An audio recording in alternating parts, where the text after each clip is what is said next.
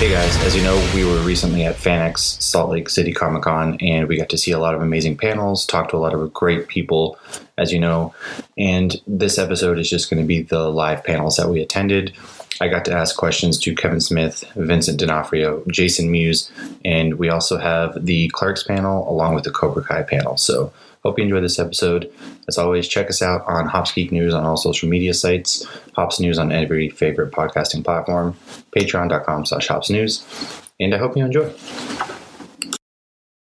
Rolling fatties, smoking blunts. Who smokes the blunts? We smoke the blunts. Rolling blunts and $15, little man. Put that shit in my hand. If that money doesn't show, then you owe me, oh. Ooh yeah. But try to ask Kevin about how it happened, right? But I believe I'm right about the agents just being like, hey, get it, man. What's up, man? I'm Matt. Matt, give it up for Matt. Woo! Matt. Sorry, let me ask, I have a question. Who's in here after me? Jerry Elvis. Sorry, too many people answered. One person. Jerry Elvis. Thank you. I was only wondering because I'm seeing it starting to fill up a lot. I was like, this can't all be for me. When I'm ending. Sorry, I asked you. You're good. So clearly there's not much that you won't do. However, was at any point when Kevin was like, Jay, I need you to do this, that you were like, Kevin, what the hell is the matter with you? I'm not doing that. Good question. Because I was going to answer this sort of earlier when the gentleman asked about the tuck. So when we were in Zack and Miri, when I got to, I read the whole script, right? And when we got to the one scene in Zack and Miri, and I don't know, people haven't seen Zack and Miri. There's a scene where Seth Rogen's character is like pouring his heart out to his lady. She's sitting in there crying and stuff, and I'm in the bedroom. So in the script it says Lester comes walking out and he's butt naked, right? And he just walks out naked, walks past Seth, his character, and says, "What's up?" And I'm like, all right. And I just assumed, like in most movies, when they shoot a scene like that, like either someone's carrying a surfboard, right, or they walk by like some fucking plants and stuff, and you see that, there's a fucking table with fruit baskets and shit, and they just happen to be lined up, not on purpose, but it just happens to block it. So I assumed I was going to be walking by, and maybe I walked by, and it was only from the head waist up, or if they got lower, it'd be me walking past the table. And I remember it was like probably the night before. I didn't even think about that scene really. I was just thinking, I always make sure, like when I know that, I usually think about what's going to be the next day. All right, I'm in this scene. Oh my gosh, I have a lot of dialogue for these two scenes. This scene, there's not a lot of dialogue, so on set I'll remember those two lines, But this is like a monologue, so let me go through this and I'll try to memorize it that night and stuff. So I didn't even think about that scene until it got too close. And so I remember the night before, I go, Kev, man, it was maybe 2 days before even. I go, that scene's coming up right here. And I said, I hadn't asked you before, it's been a few weeks, what is the plan? Like, am I going to come out and there's going to be a table with a fucking watermelon on it, a big plant? Like, what's the gag? What's the funny gag? And he's like, you know what? I've been thinking about it. And I think you just come out and you're going to be butt naked, wiener swinging and shit. I was like, no way, bro.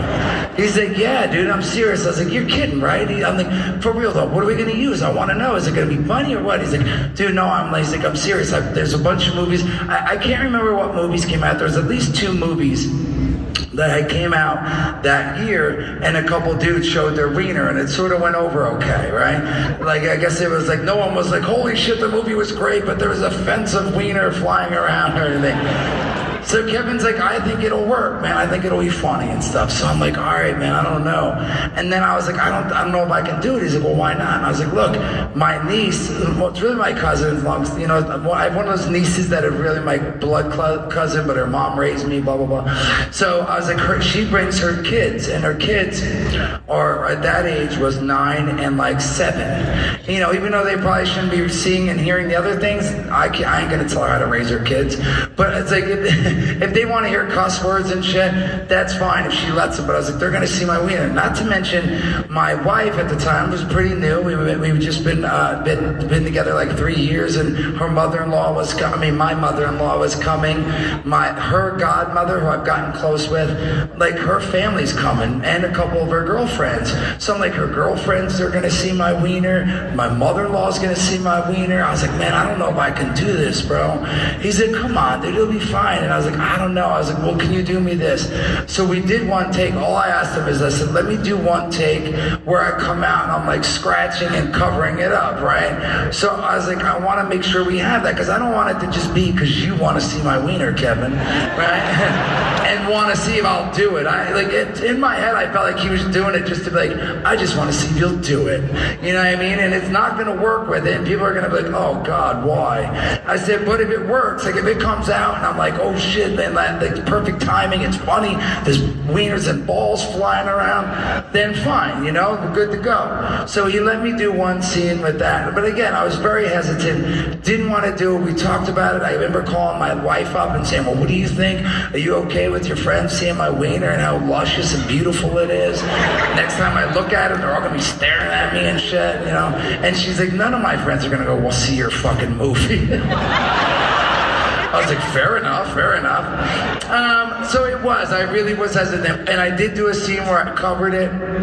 And then we did a scene where I'm just walking and chilling, right? But when we watched the edited pieces together, it was perfect, because it is where it's a like serious moment where Seth Rogen's like, man, I'm sorry, I want you back, baby. And he's pouring his heart out, pouring her heart out. And it's a serious moment. And then I come walking by like, what's up, bro? And my wiener's just flying around a little bit and shit. But my favorite part is what I came up with in that scene is after I walk by and I do that, I go to the refrigerator and I think he asks her, like, is he naked? And, you know, is Lester naked or whatever? And she's like, I don't know. He slipped over. And he looks over at me in the fridge and I'm drinking orange juice. So Kevin just told me to drink the orange juice and that's it, right? And then the camera like goes from Seth over to me and it's supposed to be my butt and that's it, right? So while they he's like, all right, camera, like he would be like, there's cameras on you now. So as he did that on purpose, I dropped the orange juice can and I went, oops, and I picked it up, right? And you could see the silhouette of my ball bag just hanging, right? And I hear Kevin start cracking up and shit. And he goes, cut. And he has to cut because he laughed on the scene. But also because he's like, yo, he tells the grips, he's like, is there a DP too? He's like, is there any way you could put like a light in there? Because we could sort of see the shadow of the silhouette, but not enough. It's almost too dark. He's like, put a light in there so the light shines through and we could just see a nice silhouette of Jay's ball bag and shit, right? And so he went in, set up a light and shit, and we did it again. And this time it was like perfect. I dropped the cat and you could just see it and stuff. So I got to throw in, and then, you know what? That answers my ad-lib. Are you still here? My best ad-lib ever was when I dropped the cap and showed my ball bag. Let's go. Thank you, thank you. It out, and then it became part of the script, and then you would have to repeat it. But Lee was constantly improvising, so he was constantly digging himself a grave because he would come up with so much stuff, and he wasn't like a incredibly trained actor, though he was a very good actor when the camera was rolling, but he didn't have a lot of training. You know, he was more of a military guy. But he would accumulate so much dialogue for himself, and it would just make it harder and harder for him all day long. Because memorizing lines is not easy for a lot of people who are even professionals who do it their whole lives and are trained. Yeah. So I'm going to get one more question, and I'm going to unleash heck, because it's Utah. Okay. So I have said this to a lot of people in public, and I will say this to my dying day. One of the greatest physical acting moments I've ever witnessed is you as Edgar in Men in Black. Thanks very much. It's the balance of, it is super funny, but it's also unbelievably believable, if I can say that, because I've actually felt like you were a bug trying on a human suit. Yeah. My only worry was, did you hurt yourself doing that? Because that looked like you might have double jointed yourself in the inappropriate way. No, I didn't hurt myself, but I can tell you a really good story about that if you want to hear it. That's exactly why I asked. So, a friend of mine who used to run Danny DeVito's company a long time ago, her name was Stacy Scher. She was a producer, and I happened to do Keanu Reeves and I did a movie called Feeling Minnesota, where we played brothers, and Stacy produced that. And so we became friends, and I was in LA doing another film at the time. I'm a New Yorker, I live in New York, but back in the day they used to actually make films in Los Angeles, and so you'd stay for like 3 or 4 films in a row, and each studio would end up paying your rent on your house, and you'd just stay in this house for like a year straight. Cha-ching! Yeah, and so Stacy called me one day and she said, there's this director, Barry Sonnenfeld, and I knew who he was because I had just gone to the screening of Get Shorty, which is a great film if you've never seen it. And I said, yeah, of course. And she goes, well, he wants me to give you a script, but there's one condition. You have to promise that you'll never talk about acting or direction or anything with him. And, because I had worked with Stanley Kubrick, he was a lot like that himself. It's always a kind of worry because you have nobody to go to. But, I was used to it. So I said, okay, I'll promise I won't talk to him about acting. And so she delivered the script to me. She had the script delivered to me. And so I open it up and I start reading it, and it's this creature that comes down and takes over this guy's body, and there's practically no dialogue and no description of the character. Nothing that you see in the movie was in the script. It was all in Barry's mind. And so I kind of and I can't talk to the director. We were hanging. He was actually living with me at the time, and he said, "It's Barry Sonnenfeld," and we had known about his cinematography and everything he had done with previous people like Raimi and Coen Brothers and stuff. And he goes, "You got to do it," and I'm like, "Oh man, what am I getting myself into?" I said, "Okay." So I said, "Okay," and then I had to figure it out, and so. I remember smoking a joint with my friend Steve back in the day. As you do. And it's prep work. Yeah. And we were watching bug documentaries. And I remember sitting on this couch, which was a stoner couch, I have to admit. Back then, that's what we did. And if those days were only still around, it would be so much more fun. But those days are gone. So we would watch, and I remember we were watching documentary after documentary after documentary, and the last thing I remember is that there was a slow zoom in on a beetle walking across a wooden porch. And it kind of pushed in and then panned with the beetle in this kind of slow, and I just got up and I turned it off and I just said, fuck it, I can't do this, I can't do this. It's ridiculous. I wasn't learning anything. It didn't help at all. And so I went for a walk that same day, and I was walking on Santa Monica Boulevard, and I passed by a store that sold prosthetics and medical equipment for limbs and things like that. And I saw these braces, these knee braces. And I went in and I asked the guy, can I try one on? And he's like, absolutely. It was this old dude. He was probably about 70 years old. And he said, yeah, come on. And I explained what it was for, and he got so excited. The store was empty, and it was just him and I. And so we tried these things on, and he put them on my knees. And I said, is there any way we can lock them off? And he said, oh, yeah. So he went to his back room and he got some duct tape, and he had paint stirrers, wooden paint, right? And he brought a bunch of those out, and I bent my knees like that, and we locked them off with the paint stirrers and the tape. We locked my ankles off and my knees, and then I just tried to walk. And I thought, oh, this is getting somewhere now. Like there's a creature stuck in this guy's body.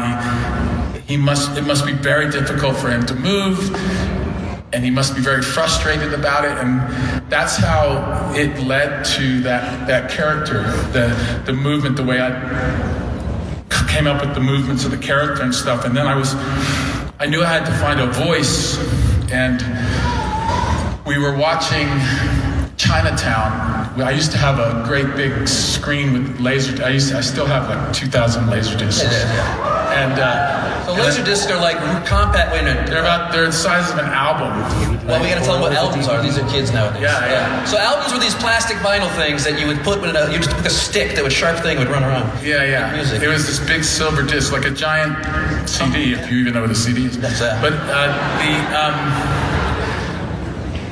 so we were watching Chinatown, and there was this great director who was an actor in this film called John Huston, and I took his voice and started to play with what little dialogue there was in the script, and there was this one particular line, pond scum, and I did it like John Huston, pond scum, like that, because that's how John Huston talks. He accentuated everything he said. And his inflection was always the same, like that. And so that seemed to work to me. The only thing was that it was too slow a cadence for comedy, because comedy has to be a bit faster, and you have to be able to control the beats in comedy, and you can't screw up the timing of anybody else. So to do a languid thing, it would have to be written that way, and this wasn't. So I used George C. Scott's performance in Dr. Strangelove, where he talked like this, very fast, like that. So I combined the two voices, and that's how I came up with the voice for the character in Men in Black. Yeah. And then that's not the end of the story, though. And so then I showed up on set, and I remember Barry didn't know what I was going to do. He'd never seen me do the character at all. And the first scene was the scene, I believe it was in a barn, where I cross through the barn and I kill an orchid man or something like that. And as I'm crossing, we're doing a take, and as I'm crossing, I hear Barry say, "Cut." And I'm like, oh, well, there was probably something technical wrong or something like that. No. He then told the first AD to clear the set and for me to stay. Because that's exactly what went through my mind. Yep, somebody's in exactly trouble. What that sound, yeah. Exactly that sound went through my mind. And all the blood, So I said, okay, all right, I'm getting fired. I've never been fired before, I'm getting fired. And he goes to me, first of all, Barry Sonnenfeld is such a sweet man. He goes, he talks like this. He goes, are you gonna do that the whole time? And I'm like, yeah, Barry, that's the extent of my talent. And he said, long story short, actually, he said, well, it's either going to be the most horrible thing ever, or it's going to be great. So let's just keep going. And it was absolutely great. It was fantastic. I loved it. So, no one else wants to hear from me. Even my wife is like, get to it. So we're going to start off with your nemesis. A well-dressed, I want to say Matt Murdock, but you look like a very dreamy Charlie Cox.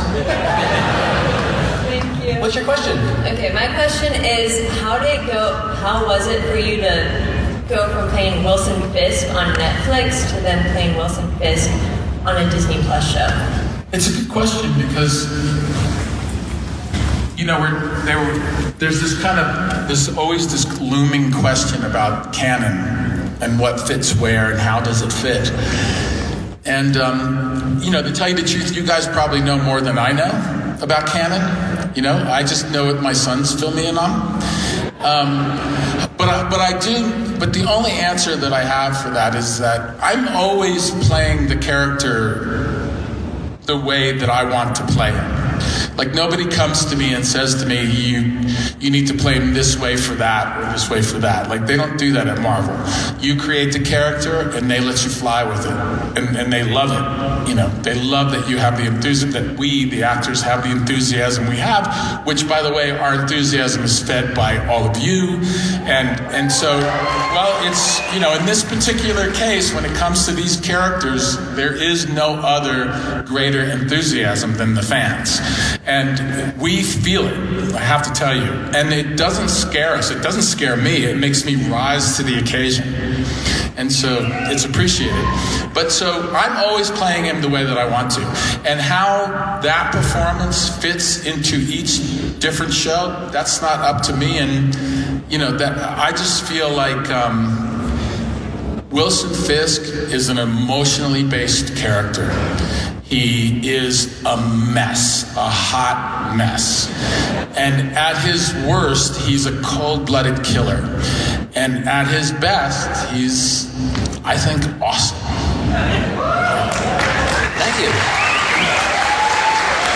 Next. Hey, my question is just, you disappear in any role you're in. So what method, is there anything that really you found that works for you to really just meld and disappear in these roles, such as Edgar, Wilson Fisk, and things like that? Well, I don't want to I don't know if you guys are into actors talking about acting. It's kind of, can be boring sometimes. Without getting too actor-y, mushy, I'll just say that my training is in many types of acting. American Stanislavski, the theater I studied with, I toured with them for 3.5 years, and then I started, after that I learned method acting. So I use a combination of a couple of different systems of acting, and that's my main go-to, those things. But basically, for me, which I think most actors do, especially the actors that are more grounded kind of people, my job is to service the story. So the better the script, the better I am, you know? And so that's really it. I just approach it from the story, and I let the writers, without ever speaking to them, I let their writing just give me ideas. And I've just learned over the years through training and taking a lot of chances in my previous work to put a character together that hopefully everybody's going to like. I mean, really, to explain anything more would be an acting class. Just a quick follow-up on that. I know some actors are... When we got the scripts, the third one especially, and reading it, you know, we're older people, we're older characters, and Kevin has grown as a writer. He's really done incredibly well with everything he's done in the progression. If you see his very first movie to his very last movie, and you see just the emotional thread of where it all goes through, it's a testament to us just growing and wanting to connect on a certain level. Yeah, it's a testament to Kevin's writing. Like you read the script and it's kind of all there. It doesn't take. It's not hard to sort of get into character. I just got to chew gum. That's it. Turn the hat backwards. There you go. It's like his Clark Kent. No one knows who he is. Really, there was a different version of Clerks 3 written, and you know it's been talked about already. I'm not saying anything that hasn't been said already. It was just a very dark script. It didn't feel like it belonged in the Clerks world. It just was kind of an odd thing. I know Kevin has since done live readings of it, and he is very glad that movie didn't get made. As far as like why I decided to do it, I don't know. It's like when Kevin pitched the idea for the script that we wound up shooting, he was just so excited about it, and his excitement was kind of infectious. So I said, "Yeah, I'll do it." John, I mean, he's like 47. He would go in the restroom, climb out the window, and get rid of that poor girl. It had to be the longest 5 weeks of her poor life. On set, there was a lot of mixing around of lines and stuff. but speaking of Lord of the Rings, like I just started doing the cons this year. Like I've never done them before, and when we did our first con, the Hobbits were there. Brian and I went in and took a photo with them, and Brian's holding up an onion ring, and I'm pointing at it, and they're like this. I don't get excited about a lot of stuff, but I love that photo. One ring to rule them all. It's funny because there have been fans that have come up to Jeff with the Lord of the Rings box set for him to sign. But here's the touche about it. Before they get to the actual hobbits to sign, so then he would write on the box before them, all they did was fucking walk in this. So then it gets to Elijah Wood, Sean Ashton, Billy Boyd, and Dominic. There was a guy who came up to my table and he said, you know, I have the VIP pass to get a photo with the Hobbits, and it allows me to bring somebody. Would you come with me? So he was holding up a sign that said, even the trees walked in those movies, and I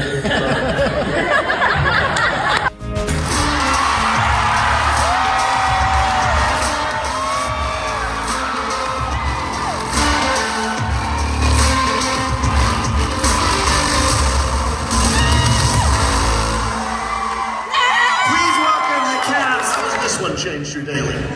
It's crazy now. I mean, it's thanks to all of you. Now I get to see everybody on the street.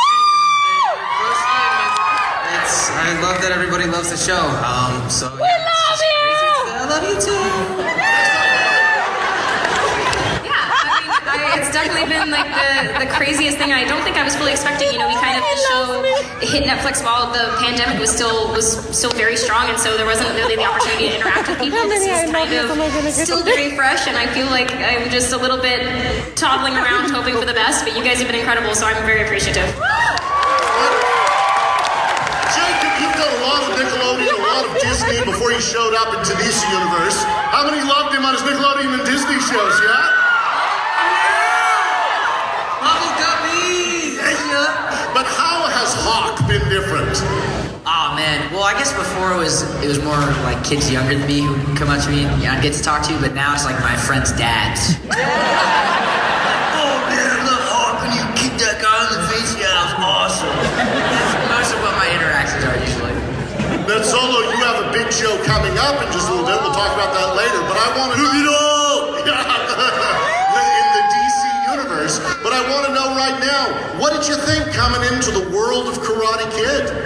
I had no idea how much this movie meant to people, and I think not like that, but I'm saying we went into the first season with really no expectations aside from that we wanted to make a kick-ass show, and I think we did it 5 times over. And now everyone just asks if we really know how to fight, and the answer is, I guess, kind of. Yeah. What about you guys? Now the original Karate Kid, right? Yeah. I just want to know, people bring this up every time, how many of you think that he was the hero of the original movie? How many of you think he was the villain of the original movie? So you've been on Hot Tub Time Machine, on How I Met Your Mother. I mean, the fandom has loved you and keeps bringing you back. How was it coming back to the world of Cobra Kai? Well, you guys are here. I mean, you ask how it changed our lives. I mean, it touches you guys. It's kind of changed all our lives. We're kind of a big family. So for us to be up here with you guys, we're sharing this. It's a big party. We're getting to have the fun to learn the karate, fighting each other, putting on the show. You guys are showing up. You can't ask for anything better as an artist, as an actor, to step into this job in this world and to have fans like you guys and to share this with you. It's awesome. When I did Karate Kid, after that I had one fan. That was my mom. And since the show I have a few more, so I'm very grateful. Now, Thomas here, you're the only one on stage today with a black belt. Is that right? I don't know. These guys are pretty good. They've gotten really good. But because I don't want it to be a spoiler, so I'm going to ask my question kind of in a code. Thank you. There's a scene, though, where they're talking about time spent with celebrities in heaven. Yes. Who do you want to meet in heaven? That's the code. Who would I want to fuck in heaven? Well, okay. I told you. I always thought Jesus was pretty hot, you know. I say start at the top, man. Establish dominance, and then you get everybody. Who would I want to have sex with in heaven? And they have to be historical, like people have to know them and shit. I can't be like my grandma's friend, which would be very awkward for my grandma. Let me see. I mean, I don't know. Is this? Carrie Fisher. I would legit was going to say Carrie Fisher, but I was thinking is that wrong? Well, you say, but I'm fucking married, man. Like, my wife would be like, I heard you wanted to fuck Carrie Fisher in heaven, you dick. But I loved Carrie when I was a kid. I mean, I loved Carrie as an adult. I got to work with her and hang out with her and shit. She was beautiful. But I loved Carrie Fisher when I was a kid, man. She was my crush. And so I had posters, Star Wars posters, Empire Strikes Back posters, but they were very Carrie Fisher centric, very Princess Leia centric. I had a framed photo that I'd written to her, and I'm a big fan. And they sent me a signed photograph saying "Galactically Yours, Carrie Fisher." And I was like, oh my God. And then a month later, I was like, I want another one. I pushed my luck and I sent another letter and I got the exact same photo with the exact same signature. It was like, oh. So I met, when I met Carrie and worked with her on Jay and Silent Bob Strike Back, I told her, I was just like, when I was a kid, I had posters of just you exclusively, on my wall, which was weird because I was a young boy, but not that weird because I also had, Star Wars sheets, and I'd hate to tell you what I did with those. And she was like, Christ, I hear this all the time. Why can't you boys keep your cum to yourself? She was so fucking funny, man. It's so dirty as well. She was my kind of person. When we tried to get her into Jay and Silent Bob Strike Back, we were offering a scale salary across the board. So everybody that was in the movie that wasn't Jay, all their cameos and shit, they got scale, a minimum wage in the movies or something like that. So we reached out to Carrie about being in the flick, and her agent said she'll be in the movie, but she doesn't want to get paid. She wants the production to buy her this set of antique beaver chairs that she's had her eye on for 6 months. She didn't want the money to be in the movie. She just wanted us to give her these fucking chairs that she wanted to buy. So we bought the fucking chairs. She shows up on the movie on the first day, and I was like, oh my God, I'm a huge fan and shit like that. She was like, thank you. I said, I think it's really kooky that we had to buy you a pair of beaver chairs instead of you just take a salary. What's that all about? And she's like, I thought the idea of me buying beaver chairs for this movie was appropriate.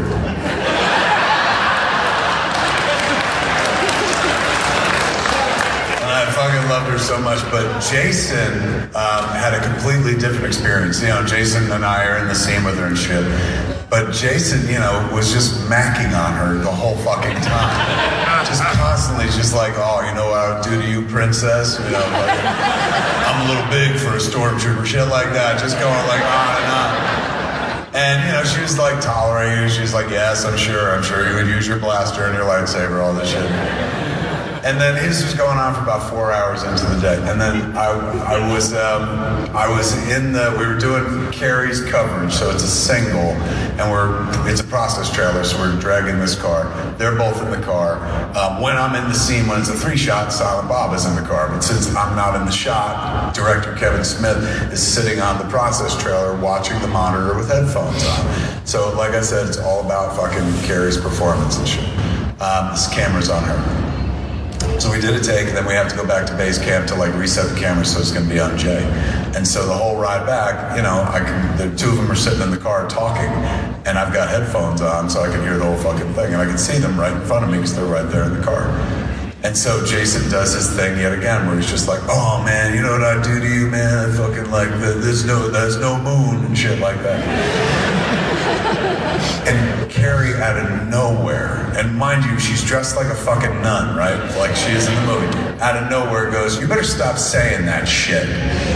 And Jay was like fucking thunderstruck, and he was like, "Oh, I'm sorry, did I hurt your feelings? Did I offend you?" And she goes, "No. The problem is young people like you say all these things about how they want to fuck Princess Leia, and you don't follow through."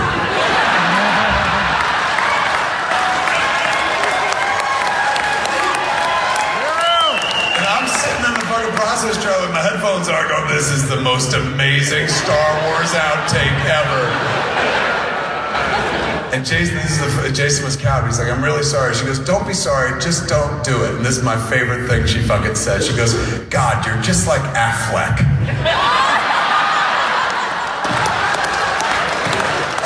So that meant somewhere in the streams of time, Affleck was like, "There ain't no moon and shit like that." She went the same fucking thing that she had to put up with Jay. It was adorable. So, I don't know if I'd have sex with her in heaven, but I'd definitely find her out. I'd go seek her out and catch up and be like, "Remember that fucking time you said that shit to Jay?" Then she might be having sex with Jay in heaven, I guess. All right, where are we going next? What's your name, Captain? What is it? Matt. Matt, give it up for Matt. Matt. Fun fact, Jay actually told us the story of him and Carrie frolicking through the field earlier during that same shoot, so that was pretty good to hear the other side. Fucking A, right on. But the question I have is, obviously Clerks 3 is wicked emotional, so what was everybody's first reactions to reading the script, expecting the typical Kevin Smith film, let's go tell some dick jokes, to, "Oh fuck, I just got hit in the gut."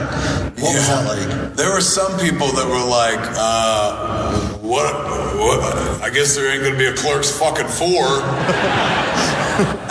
They were, the kids and I grew up together, right? So we've been doing shit together since we were in our 20s and stuff.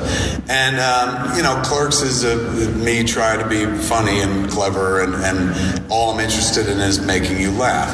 By the time we get to Clerks 3, I've got 28, 29 years under my belt as a storyteller, and there's some shit I just can't do anymore. Not by virtue of the fact that I can't do it, I'm an old man, but like with Clerks, I could do shit like, "Hey man, snowballing." And people would be like, "Oh, that's fucking naughty. Where'd you hear that?" And they pass it around and shit. I can't do that anymore because the internet exists. And before I can tell you about a thing, you've already heard about that fucking thing, and there's a subcategory on Pornhub for it.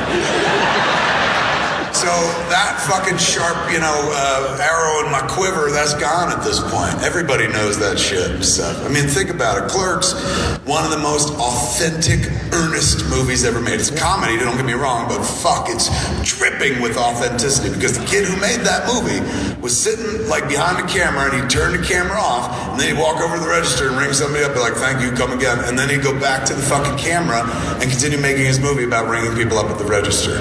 He lived that fucking life. Boots on the ground retail, man. That's why like everybody who's ever had a job can identify with that fucking movie and stuff. Yeah. If I were to truly sequelize Clerks today, I wouldn't have made Clerks 3.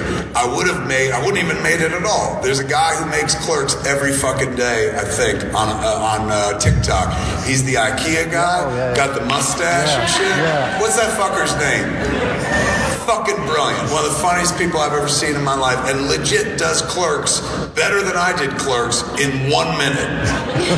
I took 93, 1 minute. He gets the fucking point, man. It's fantastic. So if I was going to do it, I would do that, and I wouldn't do it because he's doing that. So I can't give you the boots on the ground retail experience anymore. I don't work in retail. Thanks to Clerks, I haven't worked in retail in fucking 29 years. I own a retail establishment. I've owned Jay and Silent Bob Secret Stash for a quarter century. You got a theater coming. So the ethos is completely different, in fucking Clerks, Randall's like, "Man, this job would be great if it weren't for the fucking customers." If I had an employee say, "Hey man, this job would be great if it weren't for the fucking customers," I'd be like, "You're fucking fired." So I can't make Clerks ever again. Like that time in my life is over, and because we made it, fucking it gave me all of this and shit. And then you get to something like Clerks 2, and I love Clerks 2. It's one of my favorite films I've ever made, but it's complete fucking artifice. It's all made up. Think about it. Clerks is literally my life with everybody's names changed. And sure, nobody fucked a dead guy in the bathroom. I threw that in, making a movie. But generally speaking, the formula for that movie is just take my life and change names. Clerks 2, none of that shit ever happened to me. I never fucking worked in fast food. There was never a threat I was going to move to Florida ever in my fucking life. And I've never, I'm sad to say, been to a donkey show. So all of that is just Dante and Randall fan fiction. That's me going like, I got money, what would they do now? You know what I'm saying? Years later, I get to make a Clerks 3, and then I remember like, well shit, if you're gonna end the way you started. Go back to the original formula. And don't get me wrong, I love Clerks 2, I ain't shitting on it, but it's a movie. Clerks is a film, Clerks 2 is a movie. It's full of movie tropes and, 3 acts and all that shit.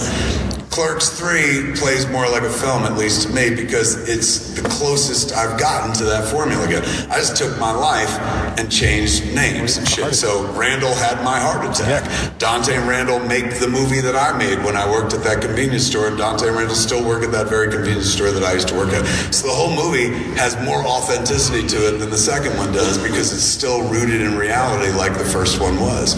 That to me is fucking like the idea of growth, right? Like, I started going, I want to make you laugh, but I can make you laugh still, but it's just like, it's interesting, don't get me wrong, and obviously if you've seen Clerks 3, the first fucking hour and 10 minutes is all about jokes, but the older I get, the more I want to share what I've fucking learned, like at the end of the day. Like it's one thing to be like, here's a fucking funny movie, man, you'll laugh your tits off or something like that.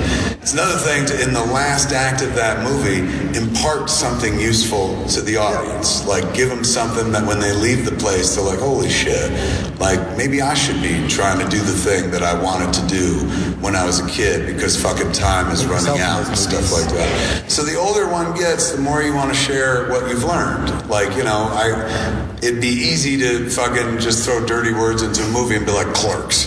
But at the end of the day, I had to figure out something a little bit differently if I was going to bring it all home and shit. And the idea of bringing it home in some sort of like trilogy was nuts. Because when we started making the movie, there was no thought of a trilogy. Then the movie made by the kid who made Clerks, Dante gets fucking shot and killed at the end. Clearly, I wasn't thinking about sequels.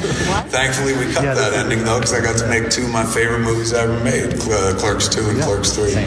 So, man, it's definitely, when I gave the script to everyone else, there was this, we're all old, we're in our fucking, most of us are in our 50s, but there was this sense of like, because it was funny the first time, we assumed it would just be funny the third time, and yes, it is funny, but like then you snuck something else in the third act.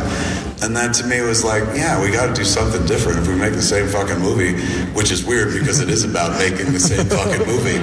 Like, I knew we'd get in trouble anyway. People would be like, his head is so far up his ass, now he's just making a movie about how he made a movie once. But to me, it's not about that. We use Clerks as a framing device because it was my flick and it's cheap and easy to get a hold of and shit. But really, that's just a movie about the joy of fucking outlier art, about somebody outside of a system who's like, I think I could do a thing. And that's been the thing that I've championed my whole fucking life. Not only because I was that, but because to me, everybody in this room is that. Everybody is a content generator in this room. Everybody has a fascinating fucking story to tell. And Randall typifies that. He's just like, I'm someone from nowhere and fucking nobody cares about, but I've got a story to tell and he likes to tell and shit. That's been my favorite, the leitmotif of my entire career. So imparting that in the movie so that a bunch of people go watch that movie and go, oh shit, yeah, there's something I wanted to do. Not necessarily make a flick. Maybe it's knit a blanket. Maybe it's start a business. Maybe it's fucking like, who knows what it is, but we let life get in the way so often of a dream. You're encouraged to dream when you're a child and make pretend and fucking play. And then at a certain point, they're like, grow up, asshole. And all that is supposed to be left behind. And why would you live like that? Oh my God, I saw my father live that way. He worked at the post office his whole fucking life. We were so proud he never went postal and killed anybody. My dad works at the post office. But at the end of the day, like fucking like he did the work and never talked about a dream. His whole generation, man. I remember picking his brain once. I said, Dad, what'd you dream about when you were a kid? He's like, what are you talking about? He got sus. Like, why are you asking me this? I was like, well, what did you do? I dreamed about being a movie maker. What did you dream about? And he was like, well, I dreamed about getting married and having kids. And I was like, oh shit, so your dream like came true pretty early and shit. Like, well done. But like for me, it's, I raised my kid differently. I wanted my kid to feel like anything was possible except flight without a jetpack. We have those now. But anything else, I'm like, fucking sky's the limit and shit like that. And, you know, they didn't say that to us when we were kids. My father fucking loved me to death, don't get me wrong, but we were not encouraged as a generation. My generation, the 70s and 80s kids and shit. You know, and nowadays I tell my kid, like, fucking, you can do anything. Reach for the fucking stars. My dad was like, see that mountain? Never climb it. Oh my God, you'll fall and hurt yourself. Read about better people who do those things. I was never encouraged to be the better person. My father took me to the movies all the fucking time. Never once said, you could do this. Because that wasn't a part of our fucking world. Now, like, I raised my kid, like, you know, she's 23 now, and I'm all done and shit. She's an adult, and she has her own fucking house. But when she was a fucking kid, she would watch iCarly all the time. Yeah. And great show. And I remember saying to her at one point, I was like, you know, you can watch iCarly or you can write an episode of iCarly. One of them's way more fucking fun.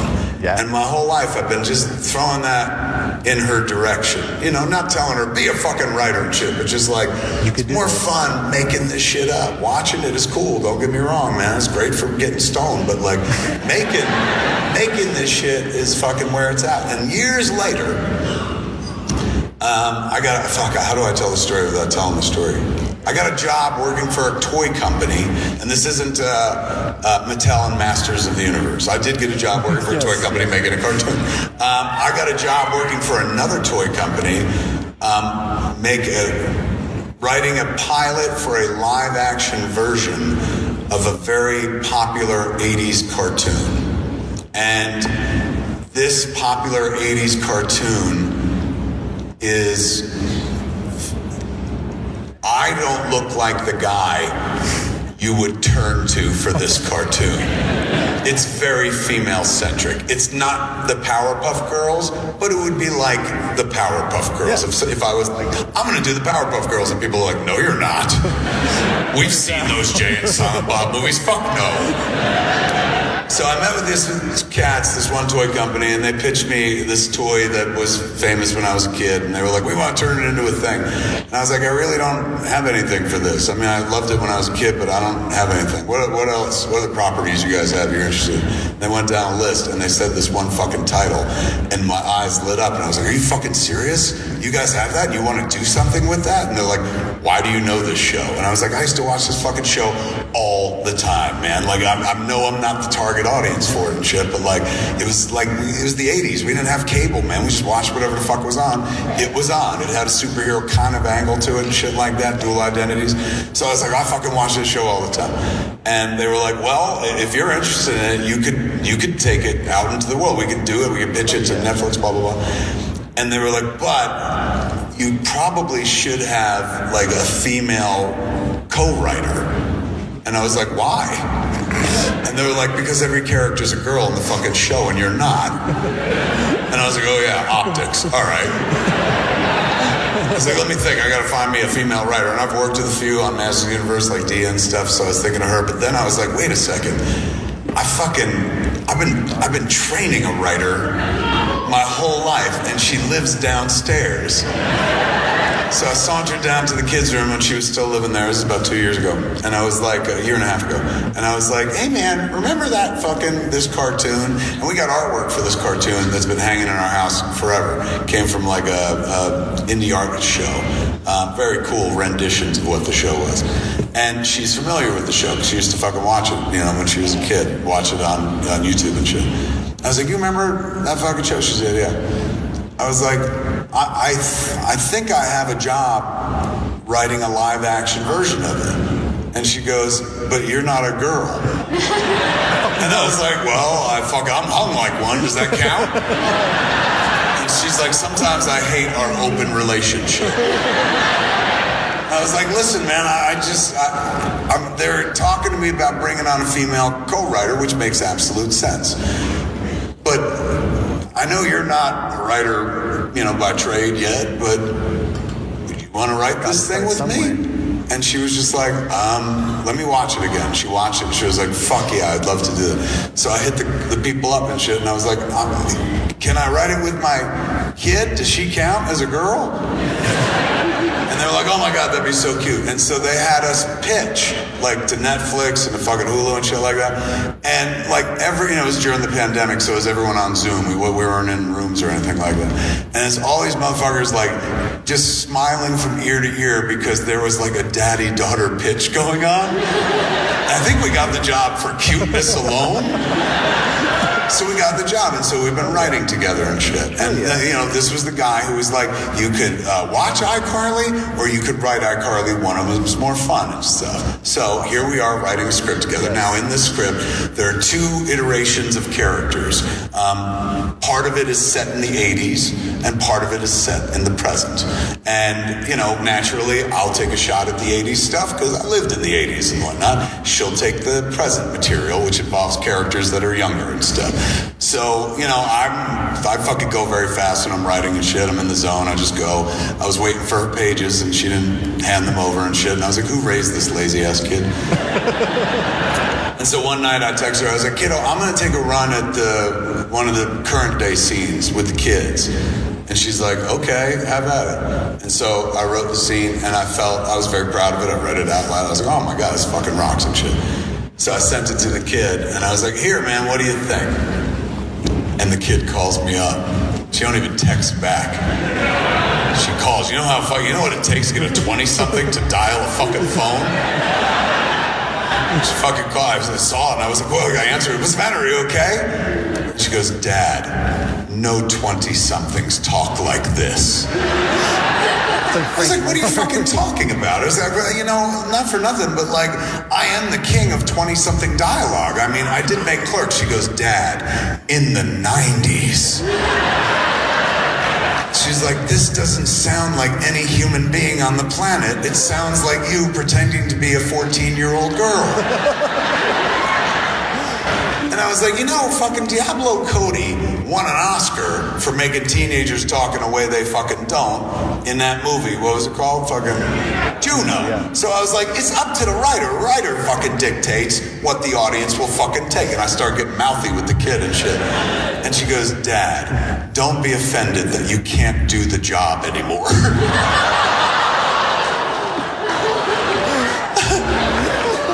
And it fucking hurt, man. And then I was like, why did I tell her to fucking just watch iCarly her whole fucking life? But she was right, she took a pass at the fucking dialogue, and I was like, oh, you're right, this sounds fucking better. I did know 20-something dialogue 30 years ago. Now I know fucking dad jokes and shit like that. I've evolved into a place where I need her help. So, you didn't even ask me about that. Why am I talking about my kid? I'm sorry. Did you get the answer you're looking for? I did, yes. Well done. Give it up for him. He got his answer.